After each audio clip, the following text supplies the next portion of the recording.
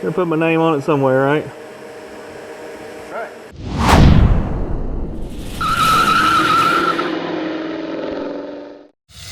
It's a road trip.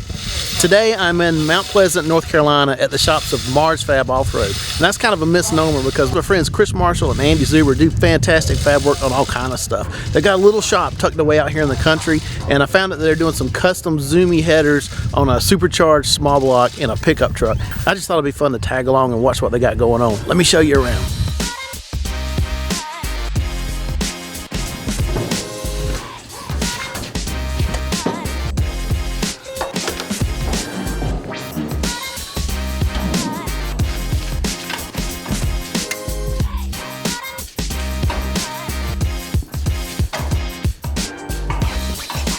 All right, this is Chris Marshall. Chris, what are you doing here?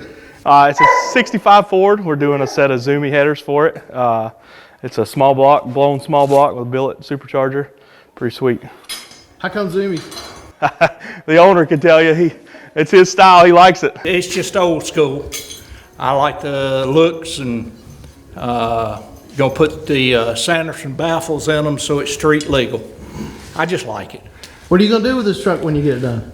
Drive it on the street like I have for the last 15 years. So Chris and Andy have already got one side, the passenger side Zoomie's done. And here's what they're gonna look like. Just gotta put it back. Turns down underneath. Just gotta make it for the driver's side. Is it much tougher to make these when you're adding in the steering column, or did you work around that? Yeah, it's always harder on the side with the steering column because you got to work around it and you got to be able to get them out. That's the hard part, because on the other side we're able to drop them in from the top and they go in pretty easy, really. This side's going to be a little different story because they may have to come up from the bottom, or the column may have to come out to do it, which I'm hoping we're going to avoid that. We're going to try.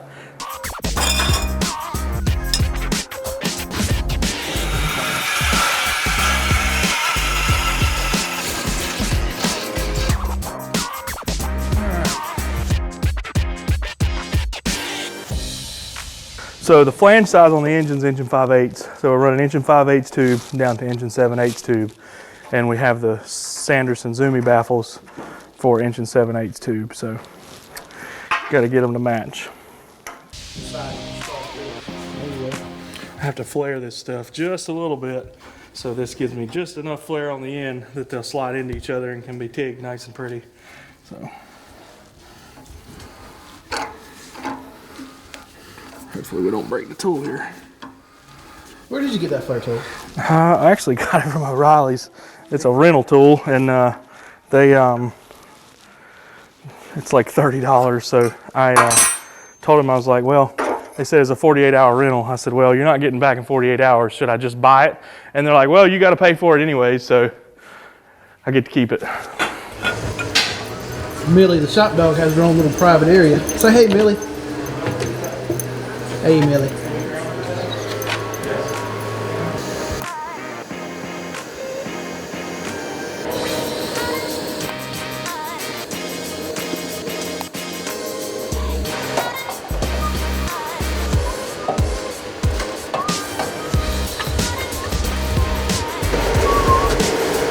Is that number one? Almost. It's close, but it's a good start. So I got to take a bunch of curve out of that. Now we can really start working with it. Now that we got something assembled a little bit. All right, let's cut those and see if we can make it work now.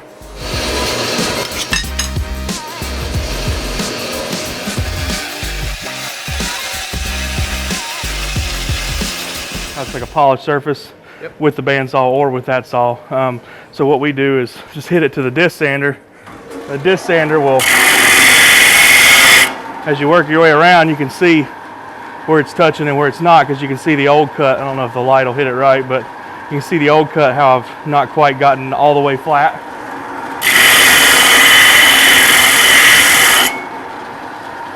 And so we're getting there. We still got a spot right here that's not quite sanded yet, so we're not hitting all the way around. And now we got nice even sand marks that are going the same direction all the way around. That way we know we're perfectly flat, and when we butt it against the other piece that's already been faced like that, we get a perfect fit. It's a lot easier to weld pretty. Makes for a little stronger fit and a tighter fit, easier to weld. I'll just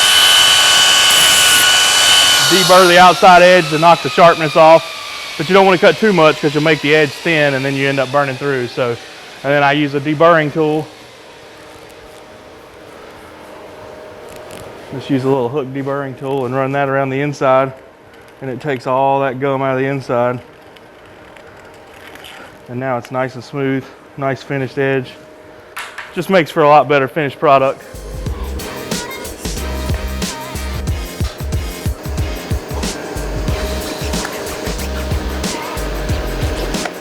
See, we end up with a nice smooth, see how smooth the transition is between the two pieces there. That's the whole point in flaring it between the two. Just looks nicer. About time for lunch. I'm getting hungry. You know, I don't want to start any rumors, but I think Chris might be related to the abominable snowman. It's about 50 degrees out here, and until just a few minutes ago, we had all the garage doors open and everything. And you can see him. He's walking around in his t-shirt like it's a day at the beach. You always wear it like this, Chris? Always.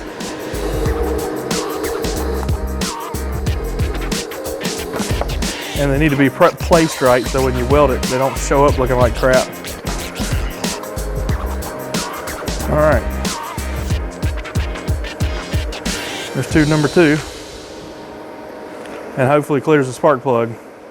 I'm gonna weld the tubes into the flange as much as I can safely get to in this position, because that is the most important thing, is where they point right now. So we'll weld those into the flange as much as I can get to, and then I can disassemble after the flange this second tube, weld it fully, get to the other one to weld it fully, and then I can put it back together at that joint, because I can get to this joint to weld all the way around when it's reassembled. So we're gonna weld as much as we can get to the flange on both of these, so that this point and this point don't move here, and then cut these tacks, weld all of this tube and all of this tube, and then put it back together here and fully weld this, and then those 2 tubes will be done.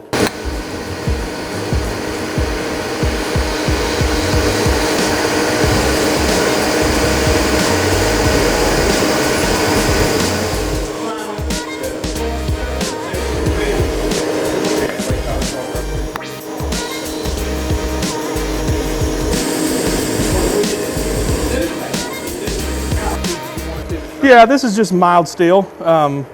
You know, it's a street car, so we're not as concerned about purging the tubes.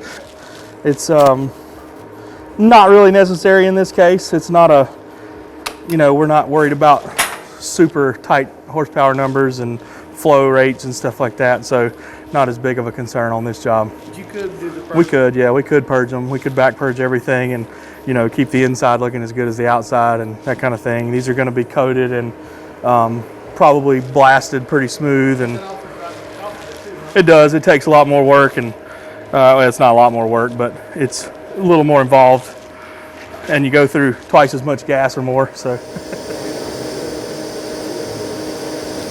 you'll get here and here to weld, and here, and in order to do that, I'm going to cut these tacks, take this piece off so that I can get to all 4 of those joints now. So like so. We got that marked so we can put it back together the way it was. Now we'll weld this. What kind of welding wire is that? This is just 304. Actually, no. This is 316 45 thousandths. It's just a roll of 316 wire I have. Works really good for filler. On thin stuff like this, when you can't put a lot of heat in the metal, really small.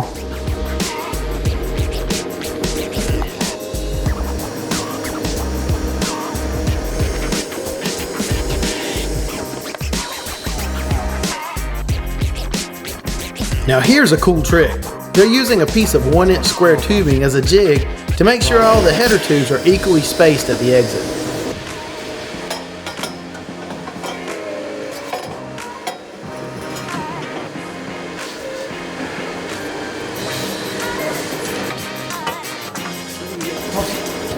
This is the best part. Millie's been in this pen since she's been a puppy, and she'll understand she can jump out anytime she wants. It's your happy house, isn't it, Millie? Yeah. Chris was telling me about this next project he's got going on. Yeah. What's that there? This is a Unimog 1600 portal hub that we're using for a Suburban build. We're getting ready to do a Cummins powered Suburban. So, and this is one caliper and hub. They're a rotor and hub.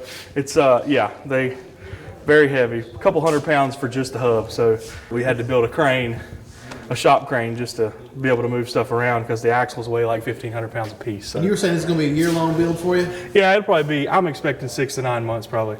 We're gonna see how it goes. We got a lot of work to do, a whole lot, and we haven't really. All we've done is disassembled one hub to make sure everything was good in it. So that's the start. We're just getting going on it. So kind of like. So of course I had to get Chris to show me the rest of the project. Put it onto that. Yep, that big thing. This is from a U1600 Mercedes Unimog. I don't know what tonnage that truck would be. It's probably equivalent to like a 5-ton. Yeah, it's probably like a 5-ton truck. Like people are more familiar with like a 5-ton Rockwell axle from the old military Rockwell trucks. This is kind of Germany's version of that. Are you gonna have to build a new frame underneath the Suburban? Yep, full tube chassis, full suspension, 4 links front and rear, 3-inch, probably 14 or 16-inch travel coilovers. It'll be pretty big. It's getting a 500 horsepower, 12 valve Cummins, 47 RE built transmission, a 205 with a monster box. It's pretty slick.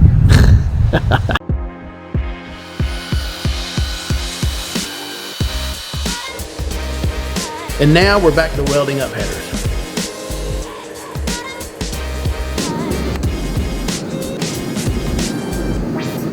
Yeah, this one we still got to clear the steering column, so we got to go kind of back in order to be able to get them out. We have to go kind of flat across and then down instead of following this line with the rest of them. So we got to clear the steering column here, and we got to be able to get it down past the cross member, the control arm cross member, to get the whole header system out. So yeah, this one's going to be fun.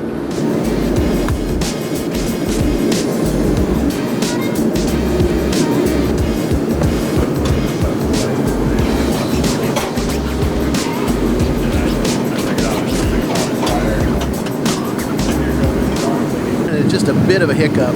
With the last header tube tacked in place, there's no way to fit it into the truck without it hitting the steering shaft. So the steering shaft has to come out. We'll finish up fitting up the headers, get it welded in, and put it all back together. That's more better. All right, we're good. Okay. I think it was the 4runner.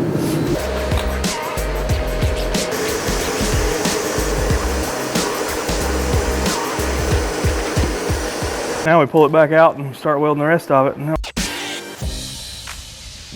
Now it's important to note that Chris and Andy run a shop specializing in hardcore off-road suspensions and metal fabrication. They haven't done a set of headers in years, and earlier you even saw that they had to borrow tools to get this done. But they do use a lot of good practices that I thought you might enjoy seeing. So if you're going to compare these Zoomies to a set you'd see on a Top Fuel team dragster, you're missing the point. The idea here is to show you that with a little welding skill and a lot of patience, you can fabricate your own custom headers or just about anything else you want. Unfortunately, I put my little temporary strap right where I need the good one. So we've got to break the temporary one off, but I want to clamp all of these together solid so that nothing shifts. I mean, all of this is fully welded now, but we don't want any of these to shift in relation to each other when we take this temporary one off and put the permanent one on. So we're just trying to get a good solid hold on everything so it doesn't move now.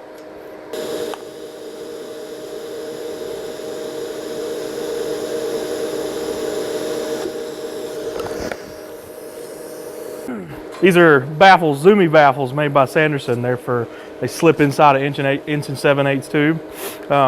They're pretty trick little pieces. They basically just swedge a piece of like 1 3/4 tube, cut a bunch of 45-degree slits in them, and plug one end up. Air comes in this way, and this restriction kind of forces the air to go around the outside between it and the 1 7/8 tube, and forces the air through the ports there. So I imagine they tone it down quite a bit. It'll be interesting to see when it's running. Just don't want them to rattle.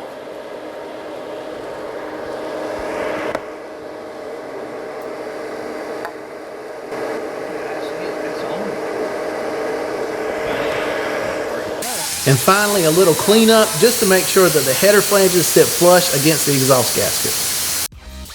Over the weekend, Chris finished the turn-ups on the headers for the left side of the truck, as you can see. So we're moving on over to the right side to watch him finish up the process.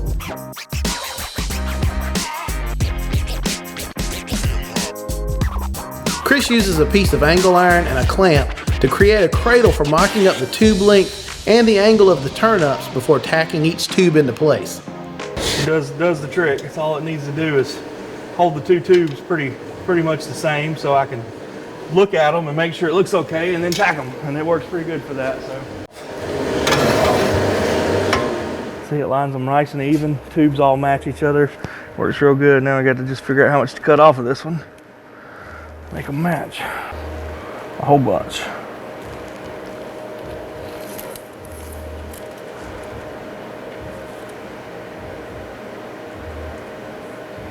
Probably a 3/4 to start with.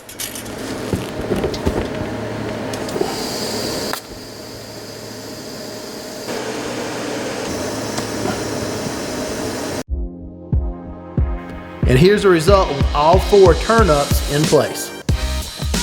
Comes out a little easier. And ain't got to fight with the steering box. All right.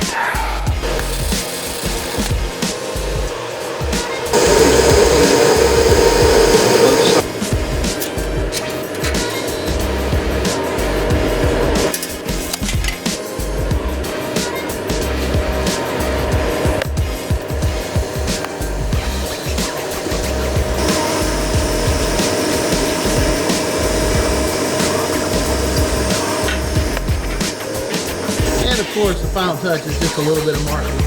Yep. I'll put my name on it somewhere, right? Right.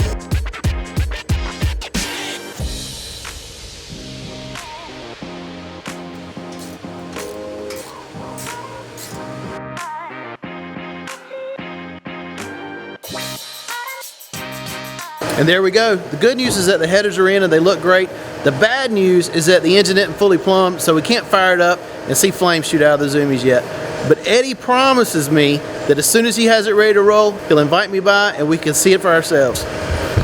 Promise, right? As soon as it's ready, you'll give us a call. Yeah, let you hear it running, see how they sound, see how they look after they're ceramic coated, and maybe the truck will even be completely painted.